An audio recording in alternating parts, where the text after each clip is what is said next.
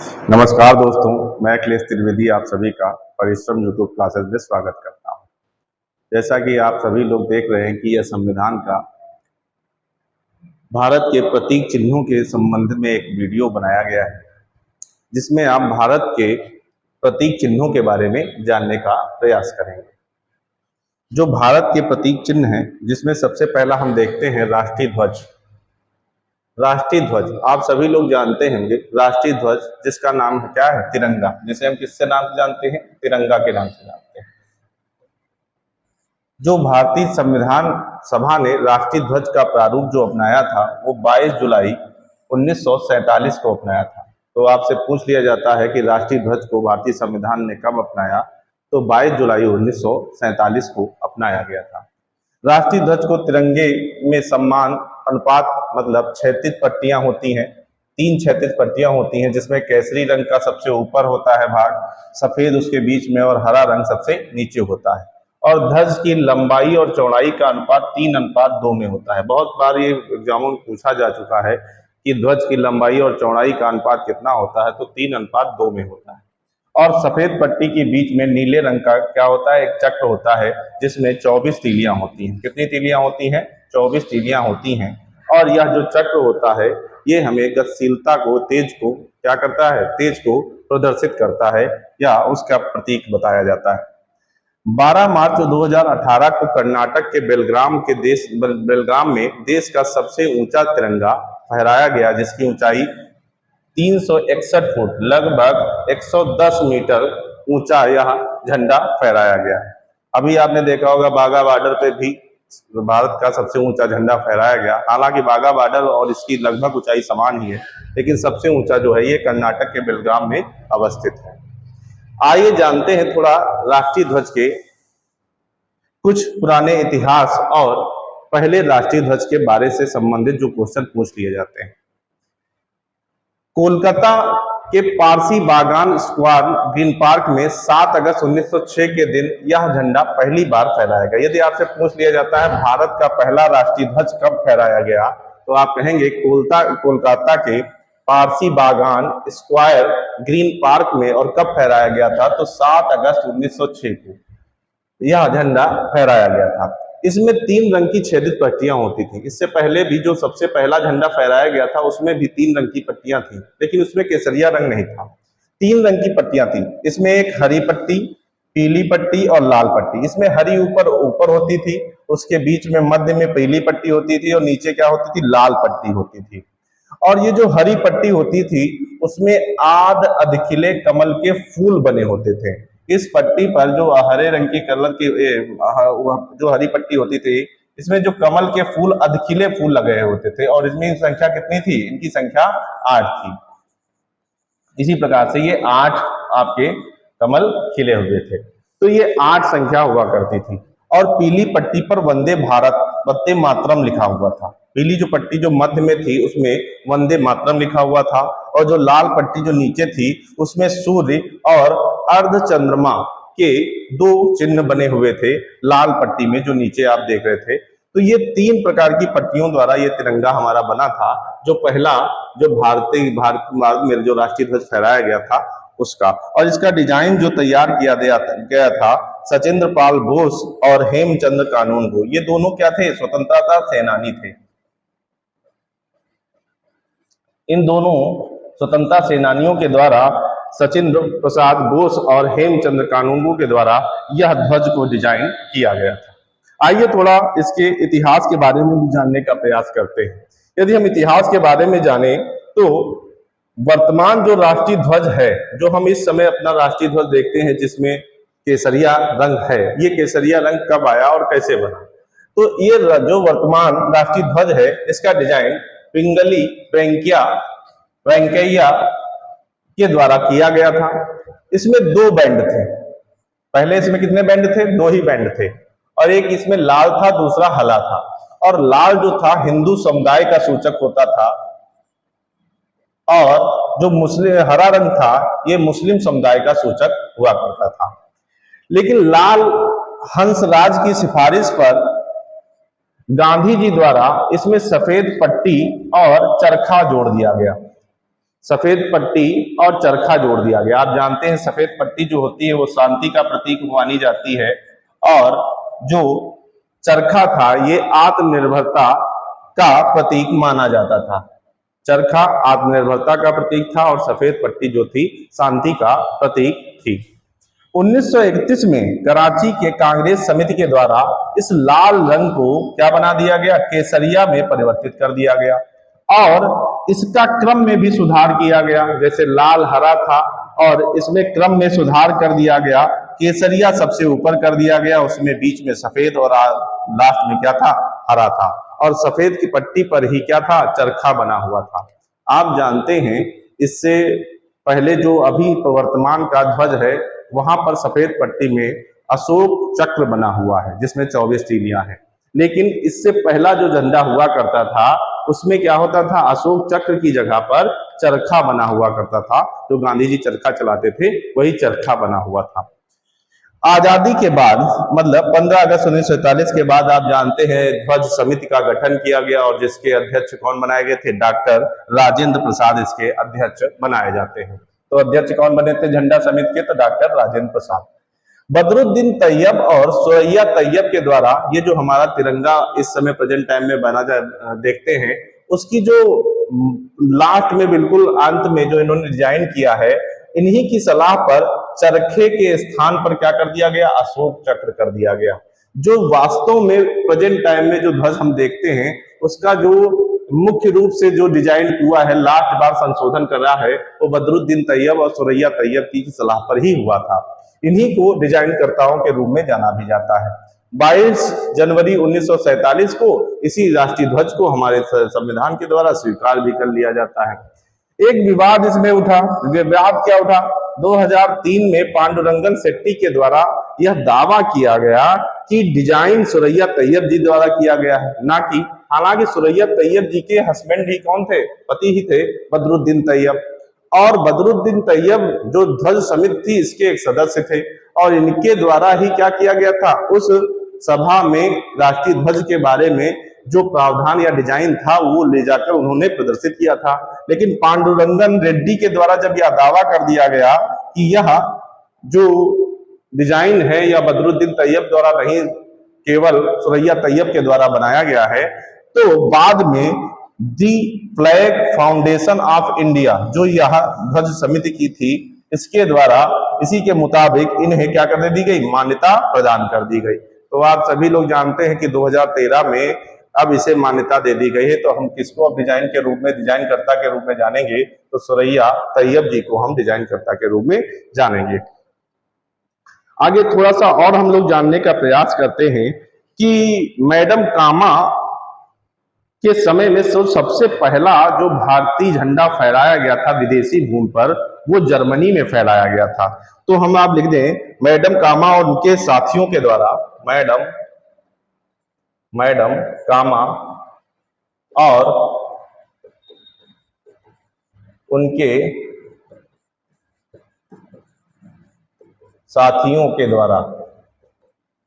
द्वारा जो सर्वप्रथम विदेशी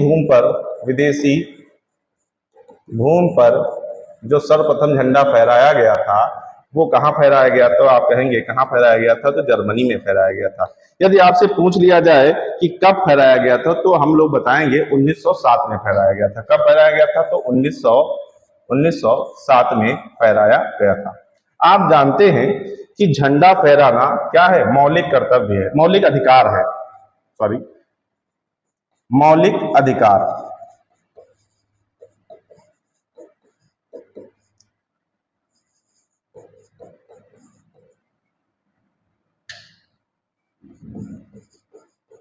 और यह किस अनुच्छेद के अंतर्गत आता है, तो अनुच्छेद 19(1) के अंतर्गत आता है। यह ध्वज फहराना क्या है, मौलिक अधिकार है और 19(1) के अंतर्गत आता है। और आप जानते हैं कि 23 जनवरी सन 2004 23 जनवरी सन 2004 के द्वारा इस प्रावधान को, मतलब मौलिक अधिकार को में ध्वज फहराना एक मौलिक अधिकार है, इसको जोड़ दिया गया था। तो कुछ जानकारियां यहां से हम लोग याद रखेंगे।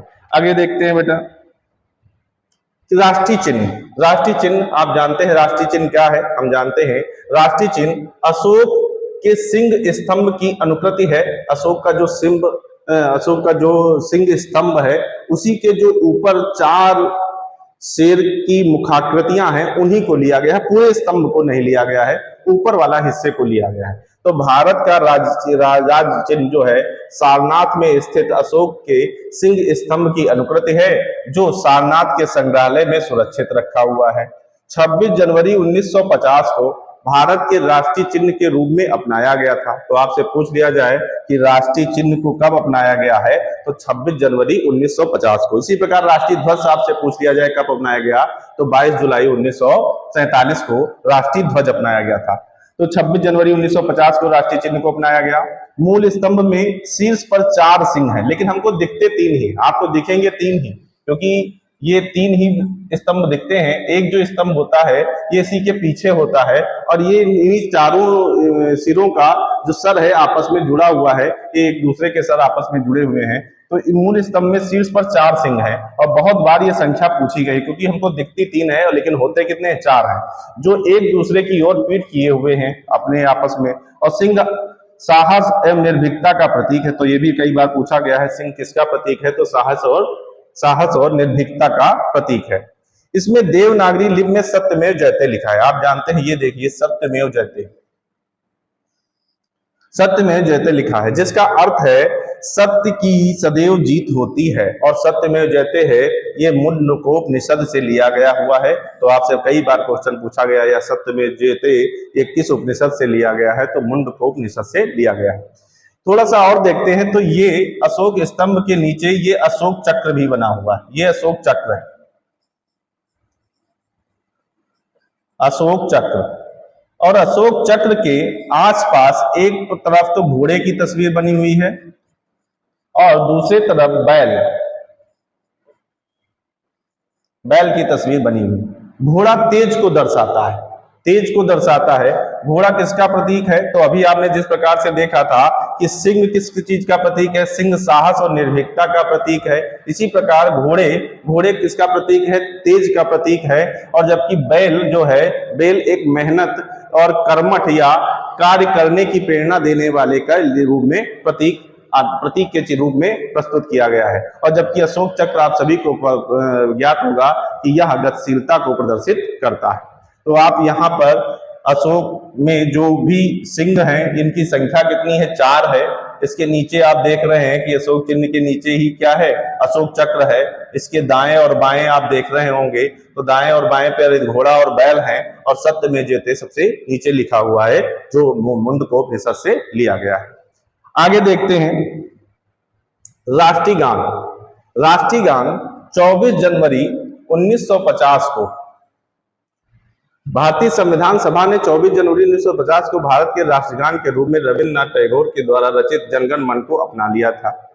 इसे पहली बार भारतीय राष्ट्रीय कांग्रेस के कलकत्ता सत्र में 27 दिसंबर 1911 को गाया गया था, और इस गाने में लगभग 52 सेकंड का समय लगता है। और आप जानते हैं राष्ट्रीय गान जो है, यदि हम बहुत शॉर्ट में गाना चाहें तो लगभग 20-22 सेकंड में हम इसको न्यूनतम समय में गाया जा सकता है, और वैसे तो समय इसका कितना है, 52 सेकंड रखा गया है। तो राष्ट्रीय गान को कब मान्यता मिली, 24 जनवरी 1950 को। आगे देखते हैं राष्ट्रीय गीत बंकिम चंद्र चटर्जी द्वारा रचित वंदे मातरम को 1950 में, ये भी 24 जनवरी 1950 को ही में भारत को राष्ट्रीय गीत के रूप में अपना लिया गया था। इसे पहली बार भारतीय राष्ट्रीय कांग्रेस में राजनीतिक संदर्भ में रविंद्रनाथ टैगोर के द्वारा 1896 में गाया गया था। तो सबसे पहले देखो रचा किसने है, रचित किसके द्वारा है, बंकिम चंद्र चटर्जी के द्वारा, और सर्वप्रथम गाया किसने था, तो रविंद्रनाथ टैगोर के द्वारा 1896 में गाया गया था। और वंदे मातरम जो है इसको 1950 में 24 जनवरी 1950 को ही क्या कर लिया गया, अपना लिया गया था। इस गीत को बंकिम चंद्र चटर्जी ने अपने उपन्यास आनंद मठ में लिखा है, जिसकी भाषा कैसी है, बंगाली है। यह बंगाली तथा संस्कृत है। इसमें कुल कितने छंद हैं, तो आप कहेंगे इसमें कुल 6 छंद हैं। तो आप थोड़ा सा राष्ट्रीय गीत और राष्ट्रीय गान में थोड़ा सा अंतर है, आप समझ लीजिए। राष्ट्रीय गीत जो है वंदे मातरम है, जबकि जन गण मन ये क्या है, ये हमारा राष्ट्रीय गान है। तो राष्ट्रीय गान और राष्ट्रीय गीत में थोड़ा सा अंतर हम लोग समझेंगे, कभी कभी इसमें क्या हो जाता है, हमको मतभेद हो जाता है, तो ये चीजें हम लोग थोड़ा सा ध्यान देंगे। अगला देखते हैं राष्ट्रीय पंचांग। आप जानते हैं जो हमारे यहाँ कैलेंडर चलता है ये ग्रेगोरियन कैलेंडर चलता है, विदेशी कैलेंडर चलता है, लेकिन जो भारतीय कैलेंडर है जिसका नाम क्या है, राष्ट्रीय पंचांग। राष्ट्रीय कैलेंडर शक संवत पर आधारित है। किस पर आधारित है, बहुत बार क्वेश्चन पूछा गया है और यह हिस्ट्री से भी संबंधित है। तो किस पर आधारित है, शक संवत पर आधारित है। चैत इसका पहला माह होता है और आप जानते हैं अंतिम माह कौन सा होता है, फागुन होता है। कौन सा होता है, फागुन जो होता है, फाल्गुन जो होता है ये इसका अंतिम माह होता है और सामान्य वर्ष में 365 दिन का होता है। और आप जानते हैं जो सामान्य वर्ष होता है 365 का होता है, जो विशेष वर्ष होता है या जो लीप वर्ष जिसे कहते हैं वो 366 दिन का होता है। पंचांग को 22 मार्च 1957 को सरकारी उद्देश्यों के लिए अपनाया गया था। तो ये डेट हमको बहुत इंपॉर्टेंट है, इसको हमको याद रखनी है कि राष्ट्रीय पंचांग को कब अपनाया गया, तो 22 मार्च 1957 को। और 22 से ही संबंधित एक और डेट है 22 जुलाई 1947। देखिए थोड़ा सा इन दोनों डेटों में थोड़ा सा आप देख रहे होंगे, 22 मार्च 1957, दोनों डेटों में दो सिमिलरिटी पाई जा रही है। 22 यहां पर भी लिखा है, 22 यहां पर है, जुलाई 1947, मार्च 1957। 22 जुलाई को आपने देखते हैं ध्वज को अपनाया गया और जबकि 22 मार्च 1957 को राष्ट्रीय पंचांग को अपनाया गया। तो दोनों डेटों को हमको बहुत सही से याद रखना है। तो सरकारी उद्देश्यों के लिए अपनाया गया राष्ट्रीय पंचांग और ग्रेगोरियन कैलेंडर की तारीखों में स्थायी सदृश्यता है, मतलब दोनों में लगभग समानता है। चैत का पहला दिन सामान्यतः 22 मार्च को और अधिवर्ष हमने बता दिया जिसमें क्या होता है, एक दिन अधिक होता है, जिसमें 366 दिन होते हैं। आपने 365 दिन वाला देखा था जो सामान्य वर्ष होता था, इसमें 366 अधिवर्ष में होते हैं जो 21 मार्च को पड़ता है। तो कहने का मतलब है जो सामान्य वर्ष होता है वो 22 मार्च को पहला दिन स्टार्ट होता है, पूछा भी बहुत बार गया है, और जो अधिवर्ष होता है उसमें 21 मार्च को पहला दिन स्टार्ट होता है। और आप जानते हैं फाल्गुन जो होता है अंतिम माह होता है, होली जिस दिन होती है वो फाल्गुन का अंतिम दिन होता है और उसी के दूसरे दिन से क्या हो जाता है, नया दिन स्टार्ट हो जाता है, नया साल स्टार्ट हो जाता है। निम्नलिखित सरकारी प्रयोजनों के लिए अपनाया गया है। आप जानते हैं जो राष्ट्रीय पंचांग है इसको किस लिए भी अपनाया गया था, भारत का राज्य पत्र जो चलता था उसके लिए राष्ट्रीय पंचांग पर ही आधारित होता है। आकाशवाणी द्वारा समाचार प्रसारण करने के लिए भी राष्ट्रीय पंचांग का प्रयोग किया जाता है और भारत सरकार द्वारा जारी कैलेंडर और जनता को संबोधित सरकारी सूचनाओं के लिए भी हम लोग राष्ट्रीय पंचांग का ही क्या करते हैं, प्रयोग करते हैं। तो इन कुछ प्रयोगों के लिए हम राष्ट्रीय पंचांग का प्रयोग करते हैं। हम लोग सामान्यतः अब इंग्लिश मतलब ग्रेगोरियन कैलेंडर को हम लोग ने यूज कर लिया है, लेकिन हमारे यहाँ जो पुराने जो तिथियां चलती हैं या अभी जो पर्व मनाए जाते हैं बहुत सारे, ये राष्ट्रीय पंचांग के ही अनुसार बनाए जाते हैं। आगे देखते हैं राष्ट्रीय पशु। हम जानते हैं भारत का जो राष्ट्रीय पशु है वो क्या है, बाघ है। और कई बार बाघ की स्पेलिंग लिखकर आ जाती है तो आपको पैंथरा टाइगर बोलना पड़ता है, बहुत जगह टाइगर लिखा होता है, लाइन लिखा होता है, तो आप इसकी समझ जाइए बाघ है जिसमें ये चित्ती पड़ी होती है और इसके जो गले में जो होता है वो जो होते हैं, देखो इसके ये मोछे इस प्रकार से निकली होती हैं, इसको थोड़ा सा आकृति अलग होती है किससे, टाइगर से, ठीक है। तो थोड़ा हमको पहचानना है इसका बाघ को, ये क्या है, पैंथरा है, टाइगर है, इसको राष्ट्रीय पशु माना गया है। भारत का राष्ट्रीय पशु है जिसकी अपनी शालीनता, दृढ़ता, फुर्ती और अपार शक्ति के लिए राष्ट्रीय पशु कहलाने का गौरव हासिल है। देश में बाघों की घटती हुई संख्या की प्रवृत्ति को रोकने के लिए 1973 में बाघ परियोजना शुरू की गई थी। और आप जानते हैं कि अभी 2022 की रिपोर्ट आई है जिसमें आप जानते हैं भारत में जो बाघों की संख्या हो गई है 3692 अब बाघ हो गए। और आप जानते हैं भारत में सबसे ज्यादा बाघों की संख्या कहाँ है, मध्य प्रदेश में। मध्य प्रदेश में सर्वाधिक बाघ है। और यदि आपसे पूछ लिया जाए किस टाइगर रिजर्व में है, तो जिम कॉर्बेट जो है उत्तराखंड में, जिम कॉर्बेट नेशनल पार्क, इसमें लगभग टाइगरों की जो संख्या है 250 है। सबसे ज्यादा जो नेशनल पार्क है जिसमें टाइगरों की संख्या, तो आप कहेंगे उत्तराखंड का जिम कॉर्बेट नेशनल पार्क है जिसमें टाइगरों की संख्या सर्वाधिक है। आगे देखते हैं। राष्ट्रीय पक्षी, आप जानते हैं राष्ट्रीय पक्षी कौन सा है? राष्ट्रीय पक्षी है मयूर, मोर। भारतीय मोर को भारत के राष्ट्रीय पक्षी के रूप में अपनाया गया है। तो आप ये देख सकते हैं ये मोर है। और आप जानते हैं इस बार लोकसभा की थीम, जो नई लोकसभा बनी हुई है, जो नई लोकसभा बनी हुई है उसकी थीम क्या रखी गई है? तो आप कहेंगे उसकी थीम भी क्या है? मयूर है। जो आपने अभी लोकसभा, आपने पिछला वीडियो लोकसभा वाला देखा होगा, तो नई लोकसभा की जो थीम भी रखी गई है वो क्या रखी गई है? मोर ही रखी गई है। तो भारतीय मोर को भारत के राष्ट्रीय पक्षी के रूप में अपनाया गया है। हंस के आकार की इस रंग बिरंगी पक्षी की गर्दन लंबी, आंख के नीचे सफेद निशान और सिर पर पंखे के आकार की एक कलगी होती है। इसको हम चोटी भी कह सकते हैं। क्या कह सकते हैं? चोटी।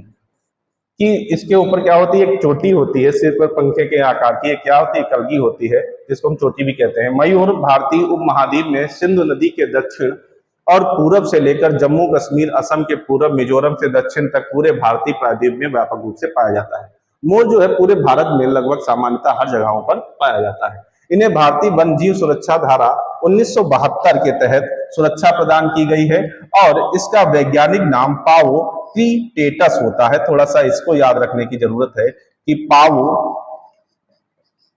क्रीटेटस,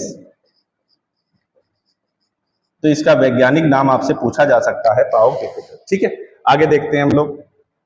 राष्ट्रीय पुष्प, राष्ट्रीय पुष्प कौन सा है? तो आप सभी लोग जानते होंगे, ये तो राजनीतिक पार्टी से भी संबंधित है, बीजेपी से। तो कमल को राष्ट्रीय फूल के रूप में अपनाया गया है। इसका वैज्ञानिक नाम नीलियम्बो न्यूसीफेरा है। अब इसका भी आप लोग क्या है, इसका भी वैज्ञानिक नाम याद रखेंगे। और आप जानते हैं ये कमल इसलिए भी और इम्पोर्टेंट हो गया क्योंकि जो अभी नई संसद बनी है उसमें राज्यसभा, यदि आपसे राज्यसभा की थीम पूछ लिया जाए तो राज्यसभा में जो थीम है वो कमल का फूल है। और यहाँ पर लाल कालीन का प्रयोग किया गया है। और यह लाल कालीन जो है कहाँ से लाई गई है? तो उत्तर प्रदेश के भदोही जिले से लाल कालीन का प्रयोग किया गया है। वहां से ये बुनकरों के द्वारा बनाई गई है, जिसका प्रयोग कहाँ किया गया है? राज्यसभा में किया गया है। तो राज्यसभा की थीम भी क्या है? कमल है, इसलिए कमल को हमको और से ध्यान रखना है। तो राष्ट्रीय पुष्प की यदि हम बात करें तो राष्ट्रीय पुष्प क्या है? कमल है। राष्ट्रीय फूल के रूप में अपनाया गया, जिसे वैज्ञानिक नाम क्या है? नीलम्बियो न्यूसीफेरा है। एक पवित्र पुष्प है, इसका भारतीय कला और साहित्य में इसका महत्वपूर्ण स्थान है और इसके बारे में जो अत्यधिक जानकारी प्राप्त करने की जरूरत नहीं है। अगला देखते हैं, राष्ट्रीय वृक्ष। राष्ट्रीय वृक्ष क्या है? भारतीय बरगद। भारतीय बरगद को भारतीय राष्ट्रीय वृक्ष में अपनाया गया है। हिंदू धर्म में इसकी बहुत ज्यादा विशेषताएं हैं और बहुत पुराना ये वृक्ष भी है। हमने अनेक औषधि गुण में भी पाए जाते हैं, इसमें बहुत सारे गुण पाए जाते हैं। अभी आपने देखा होगा कि अमेरिका में इसे एक वृक्ष को भेजा गया था और अमेरिका के जंगलों में आग लगने जाने के कारण इसकी बहुत ज्यादा क्षतिग्रस्त हो गया था, लेकिन फिर भी वहां के लोगों ने इसको पुनः जीवित कर लिया है और फिर से इसमें पत्ते आने लगे हैं। तो आप समझ सकते हैं कि यह पेड़ कितना महत्वपूर्ण होता है। तो राष्ट्रीय वृक्ष आप याद रखेंगे बरगद। राष्ट्रीय वृक्ष कौन सा है? बरगद। अगला देखते हैं, राष्ट्रीय फल। राष्ट्रीय फल सभी को पता होगा, आम होता है। इसका वैज्ञानिक नाम याद रखना है मैजीफेरा इंडिका। इसका नाम वैज्ञानिक क्या नाम है? मैजीफेरा इंडिका। इसे भारत के राष्ट्रीय फल के रूप में अपनाया गया है। और मुगल बादशाह जो बहुत पुराने समय इतिहास में आप देखते हैं, इस फल के बहुत ज्यादा जो लोकप्रिय व्यक्ति हुए, मुगल बादशाह अकबर ने दरभंगा बिहार में 10,000 आम के पेड़ लगवाए, जिसमें लखी बाग के रूप में भी जाना जाता है। जो लखी बाग है इसमें 10,000 आम के पेड़ लगवाए थे। ये थोड़ा सा इतिहास के बारे में आपको जानकारी दे दी गई क्योंकि आम क्यों प्रसिद्ध है इसके लिए। राष्ट्रीय नदी, आप जानते हैं सन 2008 में राष्ट्रीय नदी का दर्जा दिया गया किसको? गंगा नदी को। आप जानते हैं भारत की सबसे लंबी नदी, पवित्र नदियों में से एक गंगा को भारतीय राष्ट्रीय नदी कहा जाता है। उसे कब अपनाया गया? 2008 में। इसकी उत्पत्ति हिमालय के गंगोत्री ग्लेशियर के भागीरथी नदी के रूप में हुई है तथा ये बंगाल की खाड़ी के सुंदरवन में जाकर अपना क्या है? जल गिरा देती है। इसकी कुल लंबाई 25-10 किलोमीटर है। बहुत जगहों पर 25-10 लिखा है और आप बहुत जगहों पर 25-25 किलोमीटर भी पढ़े होंगे। तो कुछ जगहों पर इसके डेल्टा की भी लंबाई जोड़ दी जाती है, कुछ जगहों पर इसकी डेल्टा की लंबाई नहीं जोड़ी जाती है। तो थोड़ा सा आप इसको समझ सकते हैं। इसकी उप नदियों में महाकाली, करनाली, कोसी, गंडक, सरयू, यमुना, सोन, महानदी और आदि नदियां क्या है इसमें आकर मिलती हैं। और इसकी प्रमुख नदियां हैं जो क्या है इसका इसका और विस्तार करती हैं। और आप जानते हैं उत्तराखंड की राजकीय नदी, उत्तराखंड की राजकीय नदी भी कौन सी है? गंगा है। और उत्तराखंड ने इसे जीवित मानव का दर्जा दे रखा है, जीवित मानव का दर्जा दे रखा है। तो आपसे पूछ लिया जाए किस राज्य ने इसे जीवित मानव का दर्जा दे रखा है, तो आप कहेंगे उत्तराखंड की सरकार ने इसे क्या रख रखा? जीवित मानव का दर्जा दे रखा है। अगला देखते हैं राष्ट्रीय जलीय जीव। आप जानते हैं डॉल्फिन क्या है? राष्ट्रीय जलीय जीव है। और इसको कब अपनाया गया?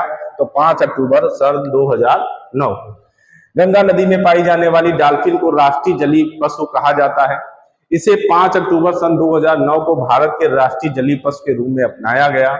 यह भारत में गहन संकटग्रस्त प्रजातियों के तहत वन जीव संरक्षण अधिनियम 1972 की अनुसूची 1 में शामिल है। इसके लिए क्या चलता है? इसके लिए एक संवर्धन चलता है इसकी सुरक्षा के लिए। आप जानते हैं जो क्षेत्र है गंगा नदी का, यह अपने यहाँ जो उत्तर प्रदेश का सबसे पूर्वी जिला पड़ता है बलिया, बलिया से लगाकर और पश्चिम बंगाल पूरा बिहार, आप बिहार को पूरा समझ सकते हैं, इसीलिए बिहार लिखा भी है।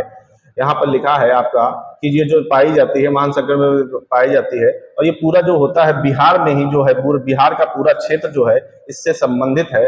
और ये प्रतिवर्ष 5 अक्टूबर को डॉल्फिन दिवस के रूप में मनाया जाता है, क्योंकि 5 अक्टूबर 2009 को ही इसको क्या मिली थी? राष्ट्रीय जलीय जीव की मान्यता मिली थी। अगला देखते हैं राष्ट्रीय विरासत पशु कौन सा है? हाथी है। और आप जानते हैं अक्टूबर 2010 को राष्ट्रीय विरासत पशु हाथी को अपनाया गया। और भारत सरकार ने एशियाई हाथी, जो एशिया में पाए जाते हैं हाथी, को राष्ट्रीय विरासत पशु के रूप में अक्टूबर 2010 में घोषित किया है। इसका वैज्ञानिक नाम एलिफेज मैक्सिमस है। तो केरल, कर्नाटक और झारखंड राज्य की भी राजकीय पशु क्या है? हाथी है। आप समझ जाइए जो ये राजकीय पशु है इसी को राष्ट्रीय पशु भी बना दिया गया है। और ये राजकीय पशु कहाँ कहाँ का है? केरल का है, कर्नाटक का है और झारखंड का है। तो हमको राजकीय पशु भी याद हो गया, कहाँ कहाँ का? केरल, कर्नाटक और झारखंड। और राष्ट्रीय विरासत पशु भी कौन सा है? हाथी है। अगला देखते हैं राष्ट्रीय खेल। राष्ट्रीय खेल क्या है? हॉकी। आप जानते हैं वैसे तो राष्ट्रीय खेल भारत का कोई नहीं है, और राष्ट्रीय खेल के रूप में यदि हम किसी को जानते हैं वो है हॉकी, क्योंकि लिखित रूप से कोई भी प्रमाण हमारे पास राष्ट्रीय खेल का नहीं है। हम लोग राष्ट्रीय खेल हॉकी को मानते हैं। पाकिस्तान भी राष्ट्रीय खेल हॉकी को ही अपनाता है। भारत का राष्ट्रीय खेल हॉकी है। हॉकी के जादूगर, हॉकी का जादूगर किसे कहा जाता है? मेजर ध्यानचंद को। इनके जन्म दिवस 29 अगस्त को राष्ट्रीय खेल दिवस मनाया जाता है। आप जानते हैं इनका जन्म जो हुआ था 29 अगस्त सन 1905 ईस्वी में हुआ था। और कहाँ हुआ था? इनके बारे एक बार क्वेश्चन बना है तो इलाहाबाद में हुआ था।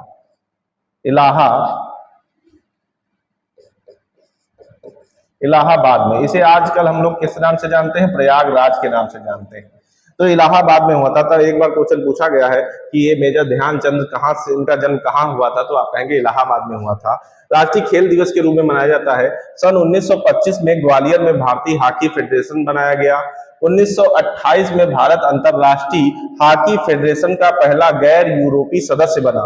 और आप जानते हैं जिस साल यह बना 1928, 1932 और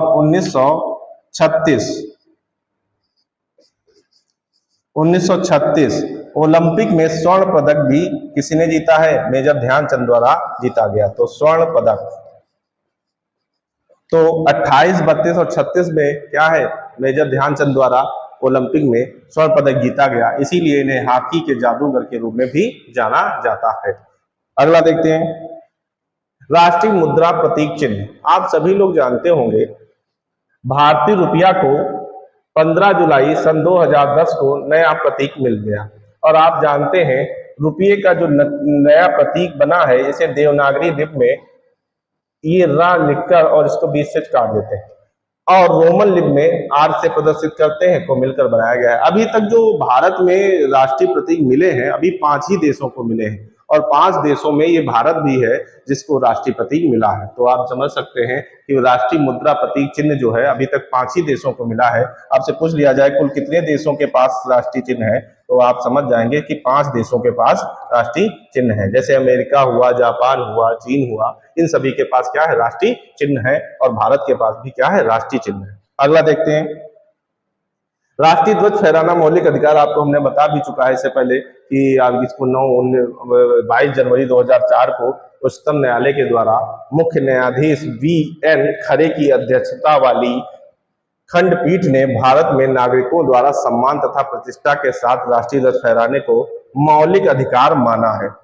उच्चतम न्यायालय ने अपने निर्णय में स्पष्ट किया है कि नागरिकों द्वारा अपने घरों में, दफ्तरों में आदि पर राष्ट्रीय ध्वज फहराना संवैधानिक अनुच्छेद है और इसे 19(1) के अंतर्गत मौलिक अधिकार बनाया गया है।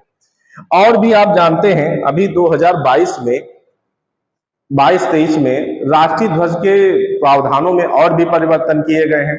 राष्ट्रीय ध्वज फहराने की सीमा या समय सीमा इनमें भी परिवर्तन किया गया है और कई सारे इसमें अब राष्ट्रीय ध्वज फहराने से संबंधित परिवर्तन किए जा चुके हैं। अभी तक आपने जो इस वीडियो के माध्यम से राष्ट्रीय प्रतीक चिन्हों या प्रतीकों के बारे में देखा है तो इससे आपके संबंधित आने वाले सभी क्वेश्चनों को आपके बारे में समझ गए होंगे और जो भी क्वेश्चन इससे पूछे जाते हैं आप अब इनको आसानी से कर पाएंगे। आपको यह वीडियो कैसा लगा इसके बारे में आप अपनी कमेंट प्रक्रिया अवश्य दें और यदि आपको इस चैनल की PDF चाहिए तो आप इस टेलीग्राम चैनल को ज्वाइन कर लीजिए, आपको इस पर वीडियो प्राप्त हो जाएगी और नेक्स्ट वीडियो का जल्द ही आपको प्रस्तुत कर दिया जाएगा। तब तक के लिए नमस्कार।